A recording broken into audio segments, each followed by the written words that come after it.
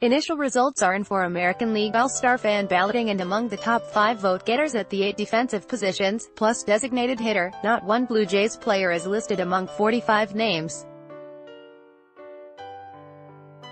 That is a problem. The Jays' Canadian fan base, when it is emotionally engaged, is a nation of online voters.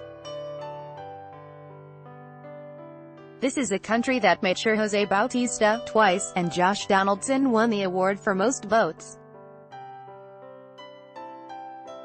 It's a fan base that got both Steve DeLabar and Michael Saunders in as the final All-Star in short-burst online voting. But in 2018 they are clearly not into this team. Blue Jays trainer Nicky Huffman escorts an injured Josh Donaldson off the field during a game against the Boston Red Sox last month. Omar Rawlings, Getty Images. Fan apathy is a big problem. Not apathy for baseball, but for this particular Jays brand of baseball. It's easy to place some of the blame on injuries.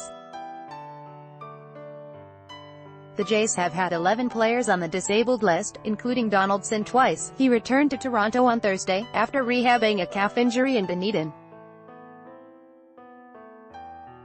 Others who have been DL'd this season include Stroman, Anthony Alford, Aledmus Diaz, Jamie Garcia, Randall Grichuk, Kendrys Morales, Steve Pearce, Dalton Pompey and Troy Tulowitzki, who has missed the entire season. The problem with that argument is that up to and including Miguel Cabrera of the Detroit Tigers and Nate Jones of the Chicago White Sox, both DL'd Wednesday, there has been an average of 12 injury stints for each of MLB's 30 teams this season.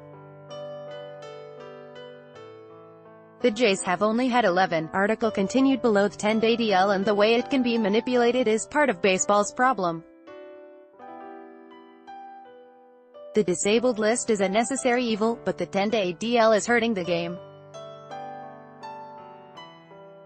It's too easy to look at a starting pitcher who is nicked up slightly and put him on the DL for basically one start. As far as position players, you are able to wait a maximum of 3 days with him active, and if the player has not appeared in a game you can retroactively put him on the 10-day DL and he only sits out 7 more days. For 3 of the 10 days he was active, and a factor the opposing manager had to consider in making pitching changes and managing his bullpen. 10 days was actually 7 days. The problem began when MLB allowed 30 general managers to sit in a room and decide 10 days, instead of 15, was a good idea. Sure, the decision made it easier for that small group of GMs to have 25 available players over 162 games, but it has not been good for baseball. GMs should have to work within the rules, not make them. The total of 362 disablements averages out to roughly 4 per day.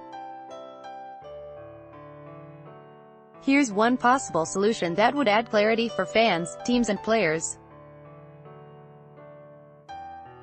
The way it is right now, when a player is optioned he needs to remain in the minors for a minimum of 10 days. When a player is hurt he needs to stay on the DL a minimum of 10 days.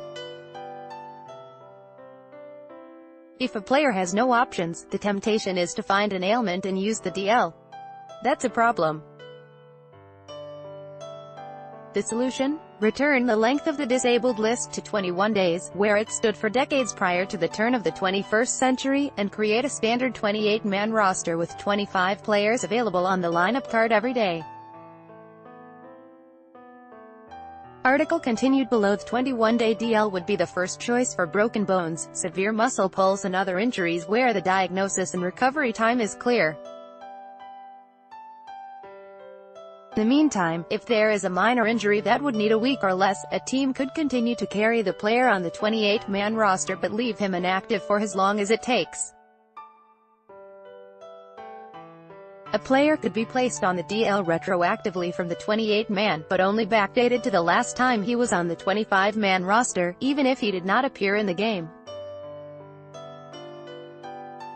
That way a player was not a factor in the opposing manager's decision-making, even though eventually that game was part of his DL time.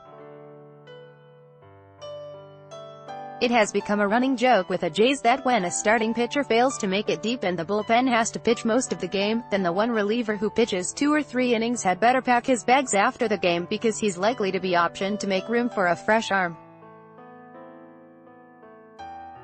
That's dumb and unfair, but with a 28-man roster, the team could deactivate that reliever for a day and replace him from among the 3 players who are sitting.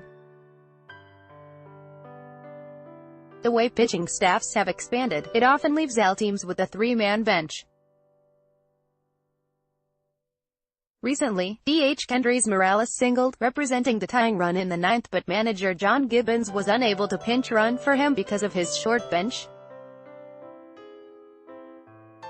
With the 25-3 format, the previous day's starting pitcher could always be deactivated and replaced by an extra position player. The Players Union would like the 3 extra jobs with MLB minimum pay and days of service. The fans would love it because it would provide more roster stability and less angst about time lost to injuries. There would be more honesty and more of a chance for genius GMs to outthink their foes.